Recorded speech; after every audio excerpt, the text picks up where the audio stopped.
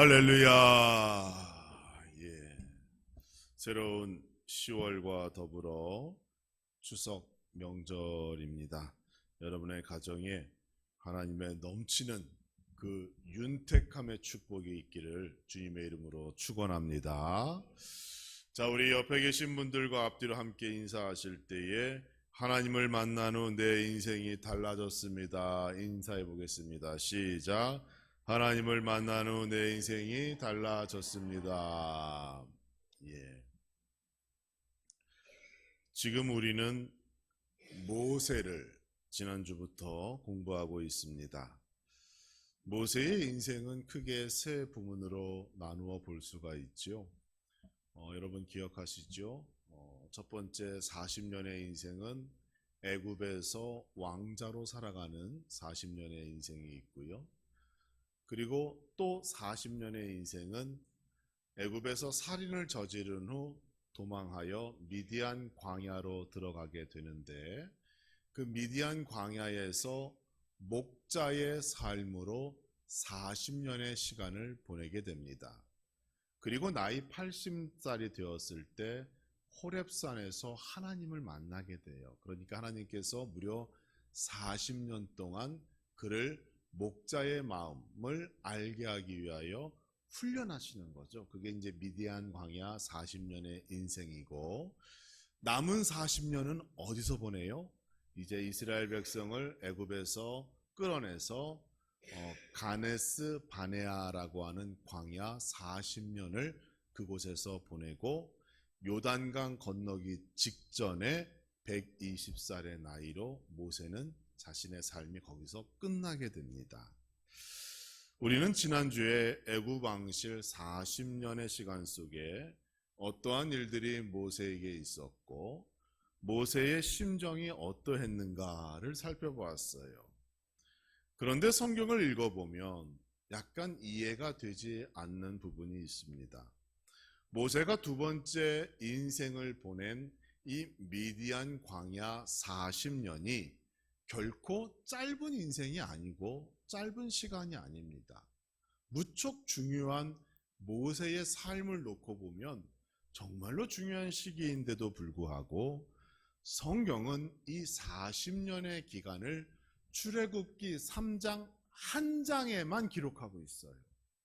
그러니까 우리가 생각하기를 40년에 수많은 일들이 있었고 경험되어졌던 그 이야기들을 기록하면 성경 몇 장에 걸쳐서 그 내용들을 기록하는 것이 맞지 않을까, 이렇게 생각할 수 있는데, 이상하게도 성경은 출애굽기 3장에서 그 모세의 40년 미디안 광야의 삶을 거기에 그냥 담고 있다는 거죠. 모세의 입장에서 미디안 광야 생활이 너무도 중요한 시간입니다. 자기가 억울한 일을 당한 그 히브리 민족, 같은 백성이죠. 동족을 위로한답시고 어떻게 하다 보니까 사람을 죽이게 됐어요. 그래서 도망해서 미디안 광야로 들어갔는데, 그 안에서 벌어진 그 40년의 시간이 얼마나 모세에게 중요한 인생의 시간입니까? 그럼에도 불구하고 성경은 그 내용들을 짧게 출애굽기 3장에만 기록하고 있다는 거예요. 미디안 광야는 모세가 하나님을 만난 장소이며 하나님과 대화했던 장소입니다. 그의 인생의 전환기를 맞이한 장소고, 그동안 어렴풋이 소리로만 듣고 있었던 하나님, 그 하나님이 어떤 분인지 그 누구보다 아주 자세히 하나님을 경험한 시간이 바로 그 미디안 광야 40년의 시간이에요. 성경에 기록된 그 어떤 사람들보다 더 깊이 하나님과 교제하며 하나님과 대화하며 하나님의 성품을 알게 된 그 시간이 바로 미디안의 그 광야 40년 시간입니다. 그런데 성경은 너무 짧게 기록해요. 우리는 여기서 두 가지를 생각해 볼 수가 있습니다. 첫째는 하나님의 섭리 가운데 하나님을 만나고 인간이 변화되는 그 과정을 글로써 다 표현할 수 없다라는 겁니다. 누군가 여러분에게 언제 예수님 만났어요? 예수님 만났을 때 그때 감정이 어땠어요? 기분이 어땠어요? 상황이 어땠어요? 어떻게 변화됐어요? 라고 물어본다면 여러분 그것을 글로써 과연 다 기록할 수가 있겠어요? 세상의 언어로는 하나님을 만나고 예수님을 영접했던 그 순간의 그 기쁨을 다 설명할 수가 없는 거예요. 그래서 모세가 하나님을 만나고 또 하나님을 만나기까지의 그 과정, 그것이 다 글로써 표현되지 않았을 것이다 라고 생각해 볼 수 있는 겁니다. 둘째는 하나님의 시간표는 인간 중심으로 그 시간표가 흘러가지 않는다는 거예요. 하나님께서 모세를 부르신 이유는 명확합니다. 하나님께서 왜 미디안 광야로 모세를 부르셨습니까? 그 사람 한 사람을 변화시키기 위함이 아니에요. 모세를 통하여 이스라엘 백성을 전체를 구원하기 위함이고 그 역할로 말미암아 오늘날 우리가 이와 같은 신앙생활을 할 수 있는 겁니다. 그러니까 하나님의 시간표를 놓고 봤을 때 모세의 미디안 광야에서의 40년 시간은 그렇게 중요한 게 아니에요. 더 중요한 건 뭐예요? 그 모세를 훈련시키고 그가 변화된 후 하나님을 만난 후 그가 보여준 하나님의 역사, 하나님의 섭리, 그것이 더 중요한 겁니다. 그래서 성경은 모세 중심 인생에 대하여 언급되는 것이 아니라 그 모세를 통하여 하나님께서 어떻게 이스라엘 백성들을 애굽에서 이끌어내는가, 어떻게 가나안 땅을 차지하는가, 이런 식으로 그 성경이 흘러가고 있는 거예요. 사복음서를 봐도 마찬가지입니다. 사복음서의 흐름을 보세요. 예수님의 십자가 위에서의 그 대속적 죽음을 향하여 그 하나님의 시간표가 진행되어집니다. 중간중간에 많은 사람들이 예수 그리스도를 만났고 또 예수 그리스도를 통하여 은혜를 입고 기적을 경험하고 사람들이 변화되었으나 성경은 그 각각의 사람들이 어떻게 살았는가에 대하여 언급하고 있지 않아요. 성경은 예수 그리스도 중심으로 예수 그리스도께서 십자가 위에서 죽으셨다라는 것, 여기에 포커스에 맞춰서 그 이야기가 말씀이 흘러가게 되는 겁니다. 모세도 마찬가지지요. 개인적으로 보면 산전수전 다 겪은 모세의 인생, 물론 그 인생을 통하여 우리가 얻는 교훈도 있습니다. 그러나 하나님께서 모세를 부르시고 만나시고 그에게 사명을 주심으로 하나님의 그 정하신 역사가 어떻게 흘러가고 있는가, 하나님의 관심이 어디에 있는가, 우리가 그 모세의 삶을 통하여 그게 더 중요한 겁니다. 하나님께서 여러분을 이 자리로 부르셨어요. 여러분, 왜 하나님께서 우리를 오늘 이 자리에 초대하시고 부르셨을까요? 여러분의 영혼을 구원하기 위함입니다. 여러분에게 영혼의, 영생의 선물, 천국의 주인 되게 하기 위하여 하나님께서 오늘 이 자리로 여러분을 초대하신 거예요. 여러분을 부자로 만들기 위함도 아니에요. 인생의 성공자로 명예와 권력을 얻게 하기 위하여 우리 하나님께서 여러분을 지금 이 자리로 부르신 것 아닙니다. 가장 중요한 여러분의 생명과 영혼을 구원하고 그리고 천국을 여러분의 것으로 삼게 하기 위하여 우리 하나님께서 이 시간 여러분을 부르신 줄 믿으시기 바랍니다. 사실 이것을 알고 신앙생활하는 사람과 모르고 막연하게 그저 끌려다니다시피 신앙생활하는 사람은 그 삶의 결과가 달라지는 겁니다. 말 한마디를 해도 하나님의 은혜를 알고 하나님의 실존을 아는 사람들은 책임 있는 말, 정직한 말을 입에서 할 수밖에 없어요. 눈으로 보아야 할 것, 보지 말아야 할 것, 먹어야 할 것, 먹지 말아야 할 것, 가야 할 것, 가지 말아야 할 것, 그렇게 구별된 삶을 살 수밖에 없습니다. 왜? 하나님의 살아계심을 믿기 때문에 하나님께서 무엇을 더 기뻐하시고 원하시는지 알기 때문이에요. 그저 교회 나온다고 해서 우리의 믿음이 성장하고 열매 맺고 약속된 복이 임하는 것 아닙니다. 우리는 하나님께서 나를 부르신 이유, 나에게 직분 주신 이유, 사명 주신 이유, 그것을 분명히 알고 날마다 그것을 감사하고 고백하며 살아가는 진정한 천국 백성 되어지기를 주님의 이름으로 축원합니다. 하나님께서 모세를 만나기 위하여 모세를 미디안 광야로 부르셨습니다. 그곳은 모세를 40년 동안 목자, 왕자가 아니에요. 목자가 되게 하기 위한 최적의 장소였어요. 미디안이라는 지역이 어떤 곳일까? 아브라함에게는 구두라라는 첩이 있었습니다. 여러분, 한참 전으로 올라가지만 하나님께서 아브라함에게 아내 사라와 더불어 살며 아들을 주겠다고 약속하셨죠? 그런데 나이가 들었어요. 여자가 자신이 더 이상 아기를 가질 수 없는 나이가 되었다라고 생각하게 되었어요. 그래서 아브라함이 조급하니까 첩을 들게 됩니다. 그래서 자기의 아들을 만들려고 그래요. 그래서 우리는 보통 그때 하갈과 이스마엘이라고 하는 첩과 아들을 알고 있잖아요. 그런데 그때에 구두라라고 하는 첩도 또 드렸어요. 그러니까 아브라함이 어떻게든 아들을 만들어 보려고 그렇게 노력한 겁니다. 그런데 하나님의 역사로 사라의 몸에서 이삭이 태어나게 됩니다.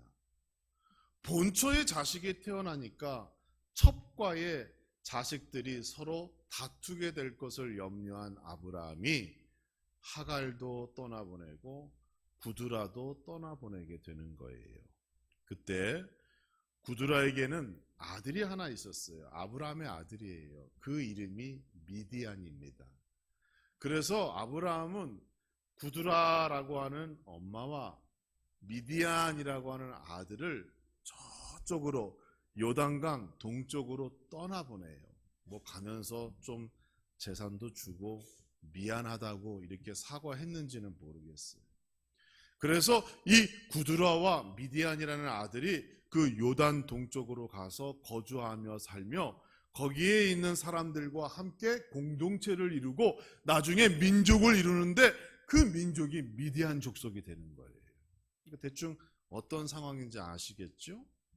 출애굽기 3장 1절을 보니까 모세가 그의 장인 미디안 제사장 이드로의 양떼를 치더니라고 기록되어져 있어요. 그러니까 자기의 장인 이드로라고 하는 사람이 그 미디안 족속의 사람이에요. 따지고 보면 어떻게 돼요? 먼 친척이 되는 거예요.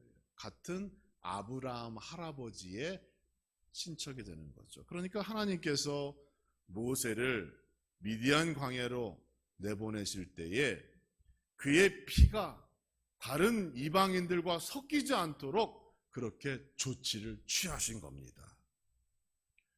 이런 배경 속에서 모세는 미디안 사람 이드로의 장녀 십보라라고 하는 처녀와 그곳에서 반강제적으로 결혼하게 됩니다. 이드로가 보니까 모세라는 사람이 있는데 청년이는 아니죠. 나이 40이면 청년이 아니잖아요. 지난주에 말씀드렸죠. 40이면 뭐라고요? 중년이에요. 중년. 그런데 노총각이에요. 그런데 애굽에서 공부해서 그런지 사람이 똑똑해요. 시골 사람 같지가 않아. 그러니까 탐이 나서 자기의 딸 십보라와 결혼을 시키는 겁니다. 모세의 입장에서는 자기가 도망자의 신세로 그 광야 땅에 들어갔는데 비빌 곳이 없잖아요. 그런데 자기를 이쁘게 봐주는 사람이 있고 나름 미디안이라고 하는 먼 친척의 그 사람 이드로가 자기를 사위로 맡고 싶다고 하니까 어떻게 해요? 마지못해 결혼에 응하게 되는 겁니다. 애굽의 왕자 신분에서 하루아침에 양치는 여자의 남편이 되었어요. 여러분 한번 상상해 보세요. 모세가 시보라라고 하는 여인을 보고 마음에 찼을까요? 안 찼을까요? 예. 이집트 여인들이 화장을 잘한다고 그래요. 우리가 사진 같은 걸 보면 눈가에 검은 이 아이라인을 크게 그린 그런 사진들 여러분 보셨을 건데 그것을 코올이라고 부르는 화장법입니다. 여기에는 크게 두 가지 이유가 있어요. 첫 번째는 이집트 사람들은 악마가 사람의 눈을 통하여 들어와 그 사람을 지배한다고 믿었어요. 그런데 이 눈가에 검게 진하게 아이라인을 그리면 악마가 들어오지 못한다라고 생각했대요. 또 뜨거운 햇살 아래 이 검은색 아이라인을 통해서 얼굴이 타는 것을 방지했다라고 그래요. 그러니까 평생을 애굽의 왕실에서 아름다운 이집트 여자들만 보던 이 모세가 얼굴이 까맣게 타고 손이 거칠거칠한 이 양치기 처녀 시보라를 아내로 맞이할 때에 그 심정이 어떻겠어요? 내 인생은 여기서 이제 이렇게 끝나는구나 라고 생각할 만한 거죠. 사랑 때문에 결혼한 게 아니에요. 상황이 어쩔 수 없어요.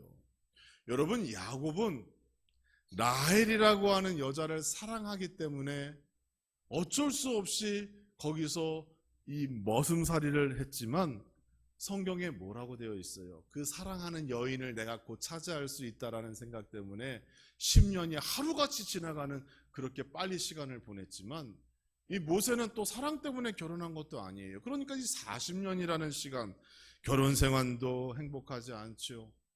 일하는 것도 서툴죠. 모든 것들이 자기 마음에 들지 않는 상황 속에 모세가 놓이게 된 겁니다. 또 성경을 보니까 시보라는 아내가 너무 자기 주장이 강해요. 하나님께서 모세에게 사명을 주실 때 할례라고 하는 문제를 언급하셨어요. 그래서 모세가 시보라 사이에서 낳은 아들들도 할례를 받아야 된다라고 했는데 시보라가 그걸 계속 거부합니다. 그럴 필요 없다라고. 그래서 하나님께서 나중에 모세를 죽이려고 해요.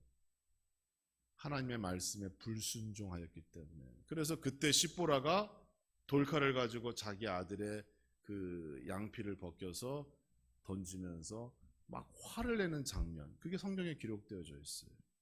그러니까 시보라는 여러분 어때요? 성격도 좀 강하고 또 남편에게 좀 순종하기보다 자기 주장으로 좀 이렇게 대드는 그런 성격이었어요. 그러니까 여러분 모세가 결혼 생활에 결코 행복하지 않습니다.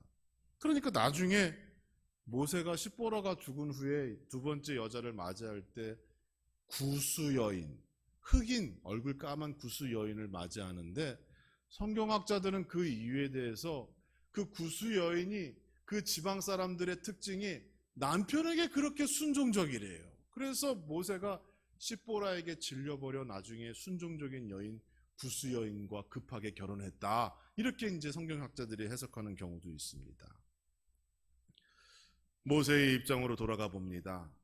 미디안 광야 생활은 가정적으로나 직업적으로나 그 무엇으로 하나 마음에 드는 게 없었어요. 우리는 미디안 광야 40년의 시간을 모세를 훈련하기 위한 연단의 시간이었다라고 이해하지만 모세 당사자의 입장에서 보면 40년의 시간이 여러분 지옥 같을 수도 있습니다. 실패하고 내버려진 시간, 정말로 기억하기 싫은 그러한 시간일 수도 있었던 겁니다. 하나님께서는 때때로 우리를 이처럼 인생의 밑바닥까지 끌어내릴 때가 있다는 것을 성경은 우리에게 말씀하는 겁니다. 왕년에 내가 어떻든지 간에, 옛날엔 내가 어떻든지 간에 그게 중요한 게 아니에요. 지금 당장 모세의 상황과 같이 가정생활도 불행하고 직업도 불행하고 인생의 미래가 없고 암담하고 하루하루 그저 먹고 사는 것 같은 괴로움의 인생이 우리에게 있을 수도 있다는 것을 하나님께서 모세를 통하여 우리에게 말씀하는 겁니다. 그렇게 모세는 몇 년을 보냈어요? 40년. 나이 80세가 될 때까지 그 고통의 시간을 미디안 광야에서 보내게 되는 겁니다. 여러분의 삶에 이러한 어려움이 있다 할지라도 모세를 생각하세요. 모세를 바라보세요. 여러분 40년 동안 그런 고통 겪는 게 아니잖아요. 모세는 그렇게 겪었다니까요. 그러니까 우리는 지금 당하는 나의 고통, 그 뒤에 숨겨진 하나님의 축복을 바라봐야 하는 겁니다. 믿어야 하는 거예요. 그리고 힘과 용기를 얻어야 하는 겁니다. 이러한 모세를 조용히 지켜보시는 분이 계셨습니다. 그분이 하나님이십니다. 모든 것을 다 포기하고 여기서 이렇게 나는 죽는구나 라고 생각할 나이 80세가 되었을 때에 하나님께서 모세를 떨기나무 가운데에 부르시는 겁니다. 오늘 본문의 말씀이죠. 모세에게 인생이 바뀌는 시간, 터닝 포인트, 호렙산에서 새로운 인생이 시작되게 되는 겁니다. 호렙산은 해발 2285m의 높은 산입니다. 나중에 성경은 이곳을 시인의 산이라고 부릅니다. 그러니까 호렙산과 시인의 산은 같은 산이에요. 그곳에서 모세가 하나님으로부터 말씀을 받았고 수백 년 후에 엘리야는 그 호렙산, 그 시내 산에서 하나님 차라리 저를 죽여 주십소서 하고 간구하고 기도하는 그 산이 바로 호렙산입니다. 겉으로 볼 때 이 호렙산은 생명이 없어 보이는 산이에요. 산악지대이고 물이 없습니다. 나무와 풀이 많지 않아요. 가축을 기를 수 있는 환경도 아니지요. 그곳이 얼마나 황량한 장소인가는 가시덤불을 보면 알 수 있습니다. 여러분 오늘 말씀에 가시덤불, 거기에서 불타는 가시덤불 속에서 하나님께서 모세를 부르시잖아요. 성경을 보니까 이 가시덤불, 가시나무, 인간이 살아가는데 도움이 전혀 안 된다라고 성경은 말씀합니다. 예수님께서 씨 뿌리는 비유를 이야기하실 때 여러분 기억하시죠? 길가에 떨어진 씨, 돌밭에 떨어진 씨, 그리고 가시덤불에 떨어진 씨, 그리고 옥토에 떨어진 씨, 이렇게 비유하셨어요. 가시덤불에 떨어진 씨는 가시에 찔려 싹은 났으나 자랄 수 없었다라고 성경은 말씀합니다. 그만큼 고통과 고난, 아픔과 상처를 상징하는 것이 그 가시덤불, 가시나무인 거예요. 예수님께서 십자가 위에서 죽기 전 로마 병정들에게 고문당하셨는데 네가 유대의 왕이냐라고 할 때 예수님께서 그렇다라고 대답하셨어요. 그래서 로마 병정들이 비웃으며 가시로 만든 관을 이게 유대의 왕이 쓸 왕관이야 라고 하며 예수님의 머리에 씌워주셨습니다. 그것이 가시면류관이에요. 그런데 오늘날 우리가 누가 가시면류관을 쓰려고 합니까? 왜? 아프고 고통스럽고 고난, 죽음을 상징하기 때문에 그 누구도 그 가시면류관을 가까이 하고 싶은 마음이 없는 것이죠. 그 척박한 사망의 땅, 고통과 고난이 있는 그 호렙산에 그 가시덤불이 많았다는 겁니다. 그만큼 그 땅이 어떠한 상태인지를 보여주는 거예요. 그런데 여러분, 하나님께서 그 가시나무, 가시덤불을 통하여 모세를 부르십니다. 고통과 고난, 절망 속에 있었던 모세를 하나님께서 희망으로, 소망으로 바꿔주시고 위로하여 주시는 놀라운 변화의 역사가 거기에 나타나는 거예요. 죽음의 땅인 줄 알았던 호렙산이 하나님으로 말미암아 생명의 땅, 축복의 땅으로 바꾸어지는 역사가 나타나는 겁니다. 그게 오늘 본문에서 얘기하고 있는 아주 중요한 메시지예요. 우리 함라중앙교회가 이러한 축복의 장소가 되기를 주님의 이름으로 축원합니다. 이러한 호렙산과 같은 장소가 우리 교회가 되어야 하는 거예요. 하나님과 만나는 장소가 되어야 합니다. 하나님과 대화하는 장소가 되어야 해요. 절망과 고통과 시련과 아픔이 있는 사람들이 우리 교회에 와서 마치 호렙산에서 하나님을 만나 변화된, 위로받은, 희망을 얻은 모세와 같이 새 힘을 얻고 나가는 그러한 역사가 나타나기를 주님의 이름으로 축원합니다. 여러분이 그러한 주인공이 되어야 하는 거예요. 제가 지난주에 우리끼리 하는 얘기인데 기분 나쁜 얘기를 들었어요. 어느 분이 그랬다면서요. 목사님 설교 한번 들어보고 설교가 괜찮은지 본 다음에 우리 교회 나올지 안 나올지 결정하겠다고. 안 나와도 돼요. 그런 믿음이라면. 여러분, 교회가 백화점이 아닙니다. 말씀을 들어보고 내 마음에 듣는지 안 듣는지 맞으면 교회 나온다고요? 그러지 마세요. 어느 교회나 성령의 역사가 있어요. 어느 교회나 하나님이 그 안에 내주하고 있는 거예요. 내 마음에 맞는 설교가 아니라 하나님께서 찾아오셨을 때 내가 마음의 문을 열고 그 말씀을 잘 받아들일 믿음, 내 믿음이 옥토로 준비되어져 있는가? 그게 중요한 거예요. 그래야 말씀이 씨로 떨어질 때 열매를 맺는 겁니다. 우리 함라중앙교회는 절망 가운데 소망을 주는 그러한 호렙산과 같은 축복의 교회인 줄 믿으시기 바랍니다. 여러분 자부심 가지시고, 그렇죠? 목사님도 젊고 잘생겼잖아요. 예. 안 웃을 줄 알았어요. 예. 이거 이따가 제가 설교 편집할 때, 영상 올릴 때 편집해서 올리도록 하겠습니다. 모세는 절망이 아닌 소망 가운데 거하는 축복의 사람이 되었어요. 40년 동안 가정생활도 직장생활도 모든 것이 불만족스러웠던 모세가 하나님을 만난 후 자신의 인생에 새로운 소망이 생기고 축복의 사람으로 변화되었다는 겁니다. 여러분도 그러한 축복의 변화가 날마다 우리 함라중앙교회를 통하여 나타나기를 주님의 이름으로 축원합니다. 또 모세가 호렙산에서 소망을 얻고 축복의 그러한 사람이 된 이유는 그동안 어렴풋이 알고 있었던 하나님에 대하여 그가 확실하게 알게 되었다는데 그 아주 중요한 이유가 있다는 것 여러분 명심해야 합니다. 여러분 모세의 삶을 보시면 모세가 하나님에 대한 신앙교육을 받았을까요? 못 받았을까요? 모세는 하나님에 대한 신앙교육을 받은 적이 없어요. 애굽에서 40년 동안 왕자로 있을 때 세상의 모든 학문을 다 배웠어요. 지혜가 거의 하늘에 닿을 정도로. 그럼에도 한 가지는 배우지 못했어요. 여호와 하나님에 대한 신앙을 배운 적이 없습니다.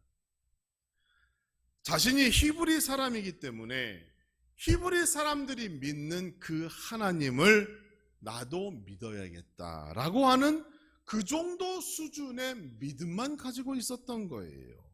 하나님을 만나거나 하나님을 경험한 적이 없습니다. 그런데 여러분, 이스라엘의 역사를 보면 하나님에 대한 믿음이 두 번 전환점을 이룰 때가 있어요. 첫 번째는 아브라함을 중심으로 하는 족장의 신앙일 때, 아브라함이 중심으로 이루어집니다. 이때는 사람들이 어떻게 여호와 하나님을 이해했는가 하면 세상에 많은 사람들이 있어요. 세상에 많은 족속들이 있는데 각기 섬기는 신이 다 달라요. 그런데 우리 히브리 민족들은 하나님을 최고의 신으로 믿으며 그 하나님이 우리를 지켜주시고 보호하여 주신다라고 하는 그러한 막연한 신앙이 있었어요. 엘로힘의 하나님 정도, 모든 신의 최고의 하나님, 그게 엘로힘의 하나님이에요. 그러니까 아브라함이 만난 하나님은 개인적으로 임한 그런 하나님이기 때문에 그것을 어떻게 잘 체계적으로 설명하고 사람들에게 전파할 수 있는 상황은 아니었어요. 그러한 신앙이 흐르고 흘러와서 모세의 때에 두 번째 전환점을 맞이하게 됩니다. 그게 바로 오늘 호렙산에서 만난 모세와 하나님의 그 이야기, 대화 속에서 나타난 하나님에 대한 놀라운 믿음의 전환점을 이루게 되는 거예요. 족장들이 알고 있었던 막연한 하나님을 이제 모세를 통하여 하나님께서 구체적으로 알려주십니다. 내가 누구인지, 하나님께 예배는 어떻게 드려야 하는지, 계명은 무엇인지, 이러한 것들을 아주 자세하게 모세를 통하여 하나님께서 우리 인간에게 보여주시는 거예요. 나 스스로를 하나님께서 계시하여 모세를 통하여 모든 인류를 향한 하나님으로서 하나님께서 선포하시고 선언하여 주십니다. 그래서 모세가 당돌하게도 하나님께 질문하는 것이 있어요. 출애굽기 3장 13절의 말씀을 보면 모세가 하나님께 감히 이렇게 질문합니다. 너희 조상의 하나님이 나를 너희에게 보내셨다 하면 그들이 내게 묻기를 그의 이름이 무엇이냐 하리니 내가 무엇이라고 그들에게 말하리이까. 성경은 길게 얘기하고 있으나 모세가 궁금한 것, 그동안 막연하게 알고 있었던 그 여호와라고 하는 하나님에 대하여 궁금한 게 있었는데 그게 뭔가 하면 하나님 이름이 뭡니까? 라고 물어보는 겁니다.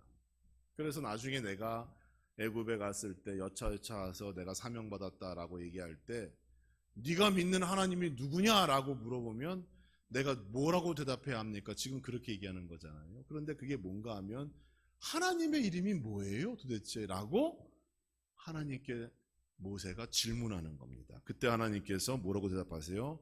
나는 스스로 있는 자이니라 라고 대답하세요.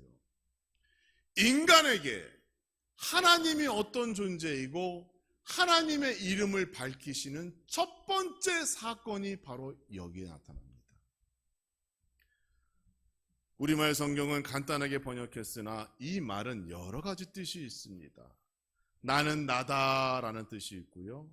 나는 늘 그런 상태로 있는 나다라는 뜻도 있고요. 나는 어디에 있는 나다라는 뜻도 있어요. 온 우주에 여호와라는 이름을 공식적으로 모세에게 알려주시는 겁니다. 창조주 하나님, 역사의 주관자 되시는 하나님, 세상 만물을 다스리시고 세상의 모든 것들을 주관하시고 책임지시는 하나님이 바로 나다라는 것을 모세에게 가장 처음 알려주시는 장면이 출애굽기에 기록되어져 있어요. 그러니까 여러분, 모세는 단순한 이스라엘의 지도자가 아닙니다. 하나님께서는 모세를 통하여 인간에게 자신을 명확하게 소개해 주셨어요. 하나님에 대한 개념을 말씀하셨고 하나님의 속성을 말씀하셨고 하나님께 예배하는 방법과 수많은 계명들을 말씀함으로 인하여 여호와 신앙을 더욱 확고히 하였고 모세로 말미암아 오늘날 우리가 하나님에 대하여 이해하게 된 것입니다. 사랑하는 성도 여러분, 여러분은 얼마나 하나님에 대하여 알고 있습니까? 혹 부모님으로부터 내려오는 소리로 하나님을 이해하고 있는 것은 아닌가요? 모세와 같이 하나님을 만나고 내가 직접 하나님을 체험하는 역사가 여러분의 삶 가운데 나타나기를 주님의 이름으로 축원합니다. 이제는 막연하게 아는 하나님, 막연하게 아는 하나님 말씀, 그것 가지고는 하나님의 복을 누릴 수가 없어요. 내가 하나님 만나야 하는 거예요. 내가 하나님을 시인해야 하는 거예요. 내 안에 살아 역사하시는 성령 하나님, 나를 위하여 죽으신 예수 그리스도, 그분을 믿고 시인하고 고백하며 나의 하나님으로 삼을 때 성경에 기록된 그 약속된 복이 그리고 내 가정에 임하게 된다는 사실을 여러분 꼭 기억하시기 바랍니다. 모세를 통하여 하나님에 대한 놀라운 신앙의 역사가 시작되게 됩니다. 여러분을 통하여 이 교회와 여러분의 가정의 믿음의 놀라운 변화와 성장이 나타나기를 주님의 이름으로 축원합니다. 불타는 가시덤불 속에서 살아 역사하시는 그 하나님을 만나야 하는 겁니다. 우리 암라중앙교회가 이러한 역사를 이루기 위한 호렙산과 같은 축복의 장소가 될 줄 믿습니다. 모세는 80세의 나이에 하나님을 만났고 세상 그 누구보다 하나님을 잘 알게 되는, 하나님과 깊이 교제하는 축복의 사람이 되었습니다. 이러한 축복, 이러한 역사가 여러분의 삶을 통하여 나타나고 여러분 살릴 뿐 아니라 여러분의 가정과 자녀와 더 나아가 이 교회를 살릴 수 있는 여러분의 믿음이 되어지는 이 10월 한 달이 되어지기를 주님의 이름으로 축원합니다.